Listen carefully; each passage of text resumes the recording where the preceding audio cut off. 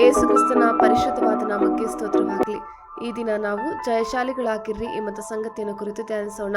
ಲೂಕನು ಬರೆದ ಸುವಾರ್ತೆ 10ನೇ ಅಧ್ಯಾಯ 18ನೇ ವಾಕ್ಯ. ಆತನು ಅವರಿಗೆ, ಸೈತಾನನು ಸಿಡಿಲಿನಂತೆ ಆಕಾಶದಿಂದ ಬೀಳುವುದನ್ನು ಕಂಡೆನು. ಆಮೆನ್. ಯಾವಾಗ ಸೈತಾನ ನಿಮ್ಮತ್ತ ನೋಡುತ್ತಾನೋ ಅವನಿಗೆ ಸಮಸ್ಯೆಯಾಗುತ್ತದೆ. ಅವನಿಗಿರುವ ಸಮಸ್ಯೆ ಏನೆಂದರೆ, ಅವನು ನಿಮ್ಮನ್ನು ನೋಡಿದಾಗಲೆಲ್ಲ ಅವನು ನಿಮ್ಮಲ್ಲಿ ದೇವರ ಸ್ವಾರೂಪ್ಯವನ್ನು ನೋಡುತ್ತಾನೆ. ಅದು ಅವನನ್ನು ಕೊನೆಯಿಲ್ಲದೆ ಕೆರಳಿಸುತ್ತದೆ. ಕಾರಣವೆಂದರೆ ಸೈತಾನನು ನಿಮ್ಮ ಸ್ಥಾನವನ್ನು ಬಯಸುತ್ತಾನೆ.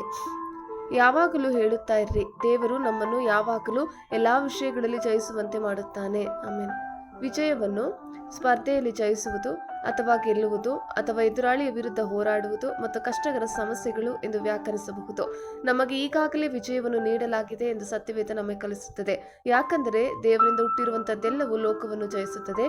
ಲೋಕವನ್ನು ಜಯಿಸುವಂಥದ್ದು ನಮ್ಮ ನಂಬಿಕೆಯೇ. ಆಮೇಲೆ ಗೆಲ್ಲಲೇಬೇಕೆಂಬ ದೃಢ ಸಂಕಲ್ಪ ಮಾಡಿ ರಂಗಸ್ಥಾನದಲ್ಲಿ ಓಡುವುದಕ್ಕೆ ಗೊತ್ತಾದವರೆಲ್ಲರೂ ಓಡುತ್ತಾರಾದರೂ ಒಬ್ಬನು ಮಾತ್ರ ಬಿರುದನ್ನು ಹೊಂದುತ್ತಾನೆ ಎಂಬುದು ನಿಮಗೆ ತಿಳಿಯದು. ಅವರಂತೆ ನೀವು ಬಿರುದನ್ನು ಪಡೆದುಕೊಳ್ಳಬೇಕೆಂತಲೇ ಓಡಿರಿ ಎಂದು ಪೌಲನು ಹೇಳುತ್ತಾನೆ. ಆದ್ದರಿಂದ ಓಡಿ ನೀವು ಪಡೆಯಬಹುದು.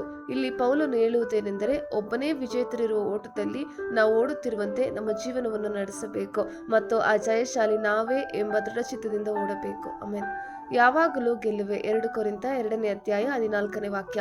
ಕ್ರಿಸ್ತನ ಅನ್ಯೋನ್ಯತೆಯಲ್ಲಿ ನಮ್ಮನ್ನು ಯಾವಾಗಲೂ ಜಯೋತ್ಸವದೊಡನೆ ಮೆರೆಸುತ್ತಾ ಆತನ ವಿಷಯವಾದ ಜ್ಞಾನವೆಂಬ ಸುವಾಸನೆಯನ್ನು ನಮ್ಮ ಮೂಲಕ ಎಲ್ಲಾ ಸ್ಥಳಗಳಲ್ಲಿ ವ್ಯಾಪನಗೊಳಿಸುತ್ತಾ ಬರುವ ದೇವರಿಗೆ ಸ್ತೋತ್ರವು. ಆಮೇನ್. ಕರ್ತನ ಕೃಪೆ ನಿಮ್ಮೆಲ್ಲರೊಂದಿಗಿರಲಿ.